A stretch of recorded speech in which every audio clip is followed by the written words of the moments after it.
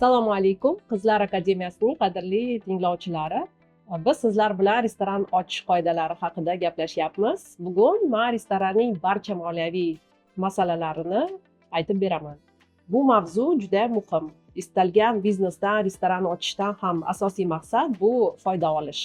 Agar siz rostdan ham tadbirkor bo'lishni va o'zingizga o'zingiz ishlashni niyat qilgan bo'lsangiz, sizning eng birinchi maqsadingiz bu daromadli bo'lish. Har bir harakatingiz sizga foyda ham keltirishi yoki aksincha sizga zarar keltirishi ham mumkin. Men bu darsimizni ikki qismga bo'laman. Birinchisi bu restoran ochilishi uchun qancha mablag' kerak va uni qanday taqsimlash bo'lsa, ikkinchisi restoraningiz ishlab turganda shuni qanday boshqarish va taqsimlash. O'tgan darslarda biz konsepsiya, ya'ni siz umumiy ovqatlanishning aynan qaysi yo'nalishini tanlashingiz muhimligini ko'rib chiqardik. Yana biz sizlar bilan loyihalashtirish, bu restoraningizni dizayni va ta'mirlash ishlari, qanday idishlar olinadi, tekstil mahsulotlari, ishchilar, ko'rinishi va ularning bir xil ko'rinishdagi formalari, menyuga mos jihozlar haqida gaplashib o'tgandik. Bularning barchasi xarajat. Shuning uchun har bir qilinadigan ishning boshlanish va tugash vaqti va unga ketadigan mablag'ni rejalashtirib yozib chiqishingizni aytgandim. Agar ro'yxatingizda qilinadigan ishlar yonida unga javobgar shaxslarning ismi ham keltirilgan bo'lsa, nur ustiga a'lo nur. Chunki restoran ochish bu jamoaviy ish, hattoki 3 ta stoldan iborat kichik joy yoki kofe shop ochmoqchi bo'lsangiz ham harakatlar ketma-ketligi bir xil. Xo'sh, qo'limizda qilinadigan ishlar, ularga ajratilgan vaqt, mas'ul shaxslar ro'yxati tayyor.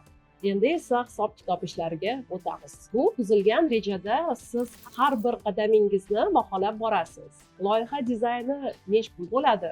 Bir nechta dizaynerlardan so'rab chiqish kerak bo'ladi. Qurilish mollari nech pulga tushadi? Smeta tuzib olgandan keyin qurilish mollari bozoridan narxlarni aniqlashtiramiz. Ta'mirlash ishlarini olib boradigan brigadaga nech pul ajratishni ish beruvchidan so'raymiz. Restoraningiz ochilishidan oldin ijara pulini to'lashni boshlaysizmi yoki faqat ochilishdan keyinmi? Agar oldin bo'lsa, buni xarajatlar ro'yxatiga qo'shish kerak bo'ladi. Siz tanlagan mebelning narxi qancha? Yorug'lik priborlari qancha turadi? Idishlar, tekstil mahsulotlari, bularning barchasini sotib olmoqchi bo'lgan joyimizdan bilib olamiz. Restoranga kerakli jihozlar nech pul bo'ladi? Oshxona va barga ketadigan оборудованиеchi. Kerakli jihozlar soni va ro'yxatini tuzib, maxsus restoran jihozlari sotadigan do'konlarga boramiz. Ko'pincha bunday do'konlar idishlar, qoshiq, vilkalar, tekstil mahsulotlarini ham sotishadi. Agar hammasini bitta joydan olmoqchi bo'lsangiz, chegirma so'rashingiz mumkin. Yana bir yaxshi tarafi shundaki, hammasi bitta odam tomonidan kafolatlanadi. Idishlaringiz sinsa yoki bironta jihozingiz sinib qolsa ham, ularni yana o'sha joydan topishingiz mumkin bo'ladi. Zaldagi bezaklaringiz nech pul turadi? Menyuchi, ochiq va yopiq yozuvli taxtachalari, tuz, qalampir va salfetkalar uchun maxsus idishlarchi. Albatta, bularning barchasini bozor va do'konlardan topishingiz mumkin. Lekin agar o'zingizga yoqqan dizayndagilarini O'zbekistondan topa olmasangiz ham hech qisi yo'q.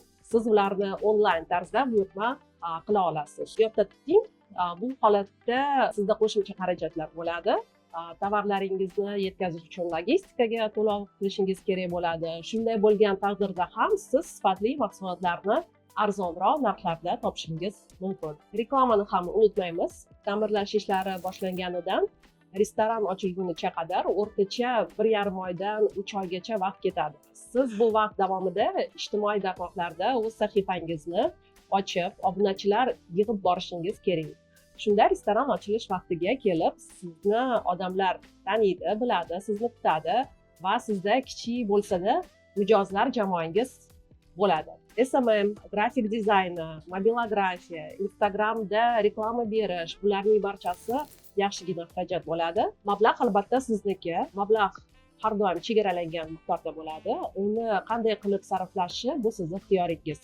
Yoki pul sarflamasdan reklama ishlarini hammasini o'zingiz qilasiz yoki SMM mutaxassis bilan shartnoma tuzishingiz, reklama agentligi bilan uzoq muddatli shartnoma tuzib, oylik to'lov qilib borishingiz ham mumkin. Ta'mirlashning o'rtalariga kelib, ishchilarni ishga olishni boshlashimiz kerak.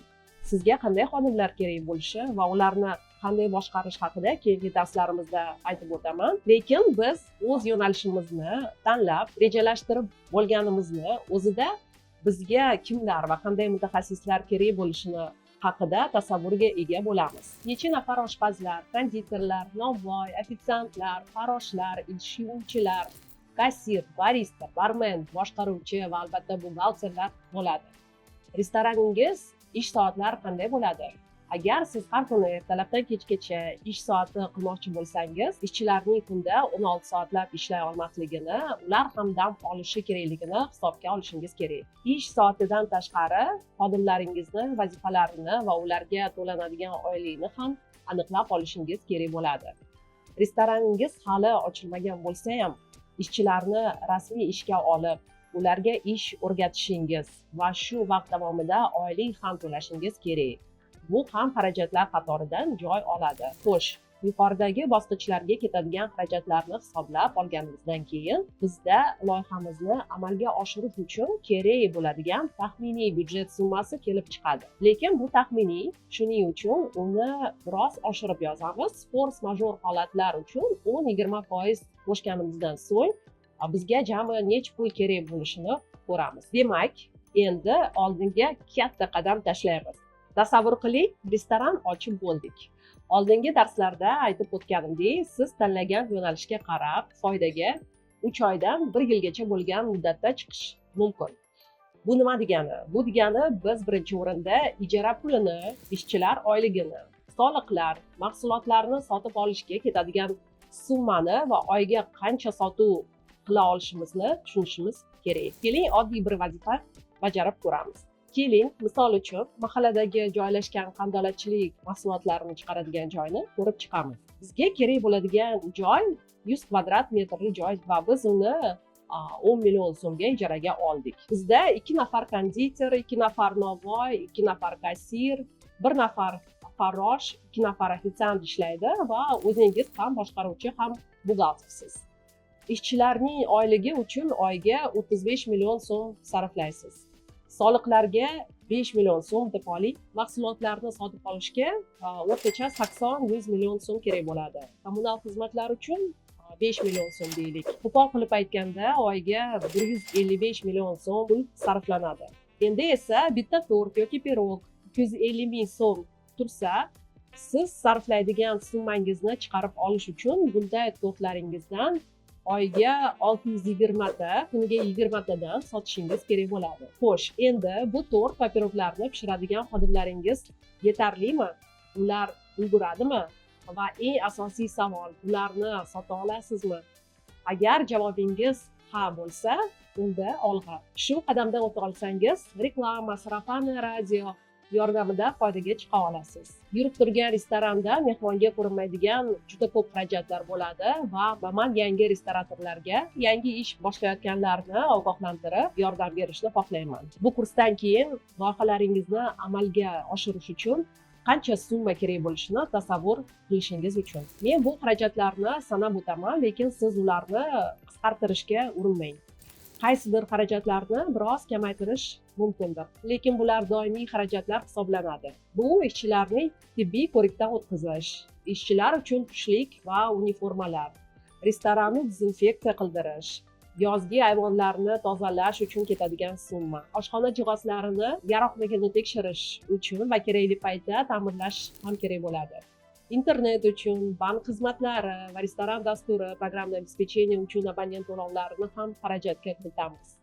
Menyuni doimiy yangilab borish, chop etiladigan materiallarni chop ettirish, zaldagi gullarni yangilab turish, konditsionerlarni tozalattirish, kanalizatsiya, suv uchun filtrlarni yangilash. Bu xarajatlarning ichida yo'qolib qolmasligi uchun bizga buxgalteriya hisob kerak bo'ladi. Sotib olingan, ishlab chiqarilgan, sotilgan, omborda saqlanadigan, hisobdan chiqarilgan va buzilgan, xizmat ko'rsatish va ta'mirlashni doimiy almashtirib turiladigan barcha narsalar, bularning barchasi biznesingizni moliyaviy yozuvlarini yozib borishingiz va buxgalteriya hisobini yuritishingiz kerak. Restoraningizda buxgalteriya hisobini yuritishingiz uchun nimalarga e'tibor berishingiz kerak? Savdo byudjeti, bu daromadni rejalashtirish. Narx byudjeti, tannarxga sarflanadigan xarajatlar, inventarizatsiya byudjeti, ombor zaxiralari xarajatlari, xarajatlar byudjeti, operatsion xarajatlar. Bu sizga qiyin tuyuladi balkim, lekin